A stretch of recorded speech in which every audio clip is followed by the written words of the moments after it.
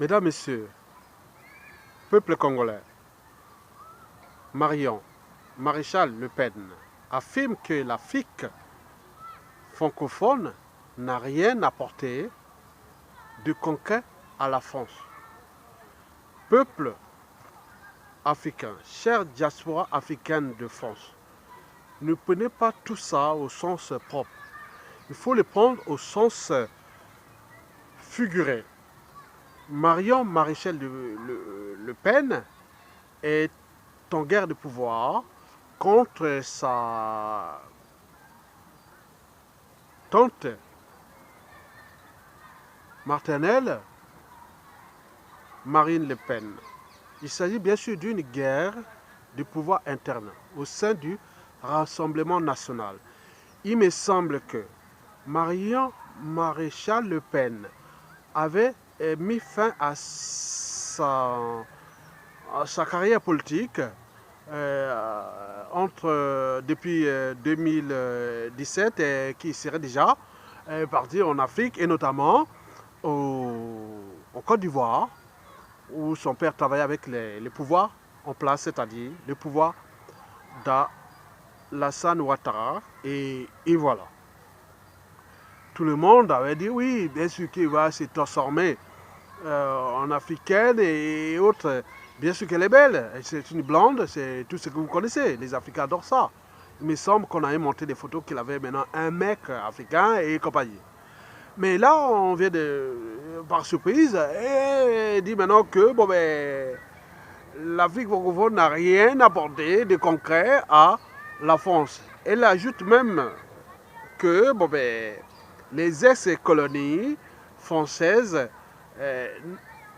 ont coûté cher à la France. Donc, sur ce plan, oui, il y a un bilan à faire dans l'espace et le temps. Mais pour l'instant, il ne faut pas s'énerver. Il ne faut pas dire non, oui, mais elle a dit ça. Je mettrai même le lien de cet article qui a été publié dans un site qu'on nous a partagé dans les réseaux congolais de Brazzaville. Mais je vous l'ai dit que Marion Maréchal Le Pen est allée en Côte d'Ivoire. Après, elle a fait ses petits trucs là-bas. Elle est revenue, elle a conçu une école, disons quoi que ce soit. On ne sait pas où viennent ses fonds et compagnie. Bon, bref, vous savez qu'une vache est bout de l'herbe. Si vous la faites manger de la viande, elle devient une vache folle. Donc, le naturel revient toujours. Donc, si elle dit ça, c'est, il ne faut pas trop en ajouter. On vote à mes consciences. Deuxièmement, Marine Le Pen, qui, il faut le dire, qu'elle s'est positionnée aujourd'hui sur la démocratie des peuples. Déjà, elle lutte aussi au sein de l'Union européenne et aussi elle est associée maintenant avec les réseaux d'extrême droite ou même des nationalistes du monde entier. Aujourd'hui, Marion Maréchal Le Pen est déclassée par rapport à Marine Le Pen, et qui déjà, avec ce qui s'est passé avec l'Italie, en Hongrie et dans toute l'Europe, et n'oublions pas au Brésil, aux États-Unis avec Donald Trump et autres, n'oublions pas l'Afrique qui aujourd'hui, malgré toute l'ingérence France-Afrique là-bas, il y a quand même des nationalistes. Donc Marine Le Pen fut quand même celle qui avait déjà en 2014 signé un pacte que si elle prenait le pouvoir, ça sont qu'ils se dégagent. Bon, on le sait, mais l'acte était déjà signé. Donc, on le sait comment fonctionnent ces mécanismes-là. Donc, il s'agit bien sûr d'une guerre ou d'une guerre de pouvoir interne au sein du Rassemblement national ou des mouvements d'extrême droite en France. Donc, aujourd'hui, Marine Le Pen est aujourd'hui bien classée par rapport à Marion Maréchal Le Pen avec toute son escapade en Afrique, qu'elle est allée là-bas. Bon, en revenant là-bas avec son père qui travaille avec les réseaux là-bas, mais elle est devenue... Et voilà, elle a conçu son école, elle fait ce qu'elle a dit. Bon, c'est une gamine. C'est une gamine qui fait encore sa petite apprentissage de la politique, mais il faut le dire que par rapport à ce qu'il vient de dire, il faut dire que quelque part, c'est une bonne nouvelle pour l'Afrique francophone. C'est une bonne conscience. On pourrait même une éveil de conscience ou même une objection de conscience. Je pourrais même ajouter une liberté de conscience. Et n'oublions pas que là, elle vient de toucher les Africains. Que pourquoi continuer à dire non, oui, la France vous emmerde et que, point, vous n'êtes rien. Donc, le message est lancé aussi aux dictateurs France-Afrique et aux intellectuels, cadres civils, politiques et militaires France-Afrique, aux France africains, que tout ce que vous faites à l'honneur de la France, c'est une merde, c'est zéro. Le négationnisme, nous sommes au cœur du négationnisme et même des amalgames. Bon, mais bien sûr qu'il faut ça pour nourrir un peu le débat. Mais quant à Marine Le Pen, je vous l'ai dit qu'aujourd'hui, elle s'est bien positionnée dans une conquête de pouvoir. Et dans cette conquête de pouvoir, elle essaie d'abord de l'Europe des peuples et aussi des nations des peuples et partout. Donc ça devient un courant ou des interférences de courants de pensée et qui pensent que, bon, ben, quelque part, par exemple, l'Union africaine devient le problème, l'Union européenne devient le problème, l'Organisation mondiale et tout ça, tout ce qui est mondial, les pouvoirs à l'échelle mondiale devient un problème. Donc on veut le pouvoir au cœur des peuples. Mais bien sûr qu'il y aura toujours des gens qui viendront dire, oh oui, ben, vous savez, l'extrême droite. Non, l'extrême droite, quand j'arrive du Congo-Brazzaville en 1991, j'arrive à Reims en 1992. Je reste un an autour à Croix-Rouge, mais en 1993 à 1994, j'ai fréquenté les mouvements d'extrême droite en France. Vous savez qu'à l'université de Reims-Champagne-Ardenne, là on trouvait les mouvements d'extrême droite. Ce n'était pas à Croix-Rouge, la faculté des droits, des sciences économiques et tout ça, même l'école de commerce là. Mais pour trouver les mouvements d'extrême droite à Reims, c'était à la faculté des sciences, là où j'étais. J'ai rencontré plein de milieux. On dit, mais pourquoi vous venez? Non, mais je sors du Congo-Brazzaville. J'ai enseigné là-bas, au lycée. J'ai causé des études de bac. Et je viens ici pour faire une maîtrise des sciences naturelles que je l'ai obtenue avec mention. Et après, bon, ben, c'est ça. Mais à Reims, à la place d'Erland, moi, j'étais à la faculté des sciences côté quartier Europe. Mais quand je venais à la place d'Erland, j'ai fréquenté ces quartiers puisque je vivais non pas loin de là, côté de, non loin de la cathédrale de Reims. Mais ce soir, les soirs, les 93-94, j'étais au centre-ville de Reims, à la place d'Erland. C'était mon milieu. Où on emballait les frangines, on faisait ceci. Bon, ben, bon, je connais, j'ai fréquenté des hooligans. Même ce qui s'est passé à Paris sur les trucs là, on a tué un arabe et tout ça, je connaissais ce milieu. Mais c'était vraiment du jeu du chat et de la souris, et même de stratégie.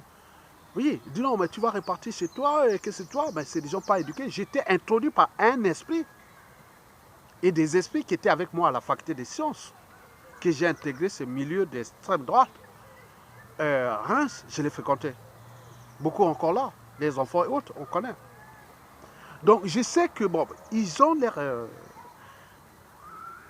mode de pensée, de fonctionnement et tout ce qu'ils pensent de leur truc, quoi. C'est comme moi au Congo-Brazzaville, quand j'étais au village, quoi. Je vois pourquoi les Blancs sont venus chez nous, quoi. Quand je voyais les Blancs passer, je disais, mais pourquoi ils sont ici, quoi. Moi, j'étais au village, je n'aimais pas. Même à Makwa ou autre, même je peux me dire, et partout, c'était comme ça. Donc, l'ignorance est la pire des souffrances. Cela veut dire que pendant cette période-là que j'ai fréquenté ces réseaux d'extrême droite, parce que c'était devenu un peu comme des amis. La situation politique au Congo était plus ou moins pas bonne. Il y avait des trucs de choses comme ça. Donc on voulait s'affranchir de ce régime. Donc on trouve des réseaux pour être un peu s'affranchir du Congo-Brazzaville et des milieux congolais. Donc je me retrouvais avec ces milieux. Mais c'était des stratégies.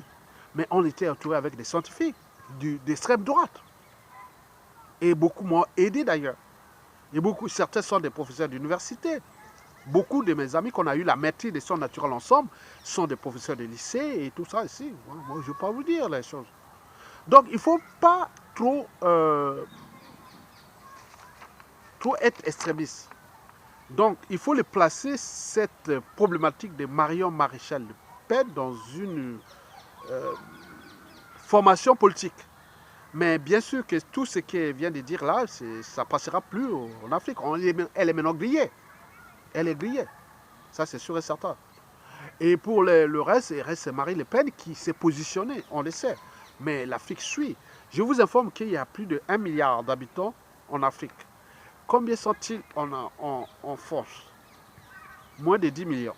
Donc on fait des ratios 10 millions divisé par 1 milliard. Ça veut dire que 0,0000% d'Africains sont ici. Et beaucoup n'aiment pas venir ici. On arrive par des situations que la France-Afrique nous apporte comme dégâts. Donc si elle vient éveiller que l'Afrique ne sert à rien, maintenant les dictateurs, élites et autres, donc vous devez prendre conscience que à tout instant, tout ce que vous avez dit que vous aimez la France, vous faites tout ça, ça va être remis en cause, comme les Juifs l'ont eu depuis la Seconde Guerre mondiale, même bien avant. Et c'est encore rien. Donc tout n'est pas immuable. Donc vous devez mettre ça en conscience que la situation de ce qu'elle a dit doit d'abord éveiller votre esprit, de représenter d'abord vos intérêts. Parce que quelque part, Marion Maréchal Le Pen, qui est allée au Côte d'Ivoire, qui est venu, qui a conçu son école, on ne sait pas où vient ses financements et tout compagnie. Bon, bref.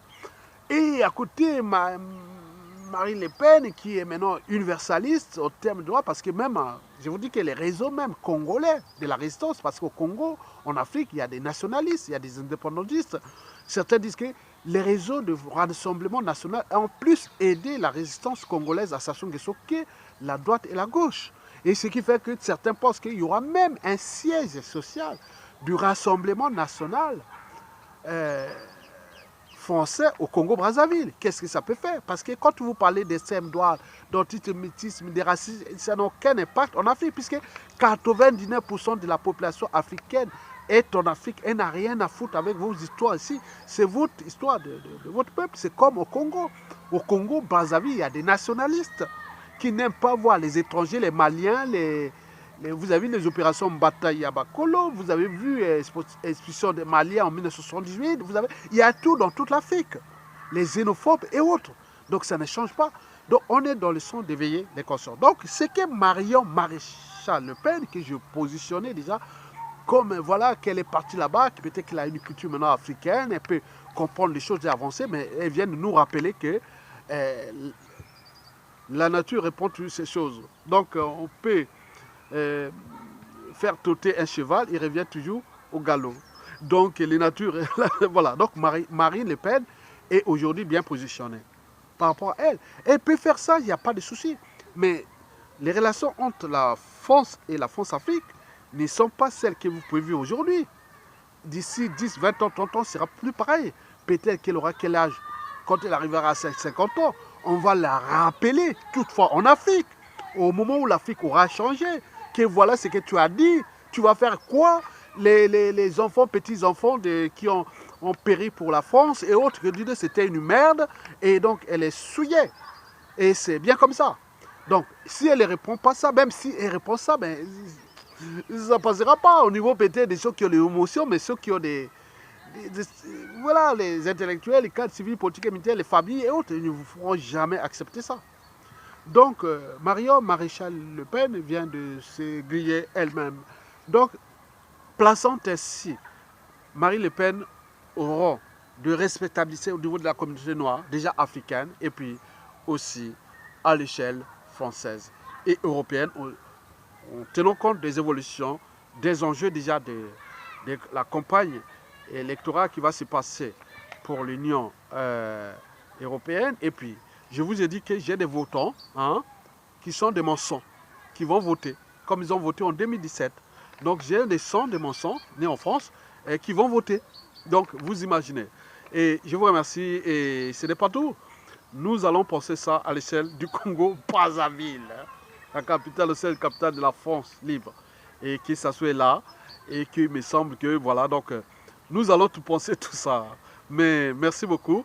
Et pour les Congolais, ne vous enflammez pas. Je dis que c'est d'abord, comme on dit, une politique interne entre le Rassemblement national de Marine Le Pen et Marion Maréchal Le Pen, une guerre entre eux, et avec ce qui s'est passé déjà à l'échelle, au niveau du parti et à l'échelle française, et européenne. Et n'oublions pas la situation mondiale.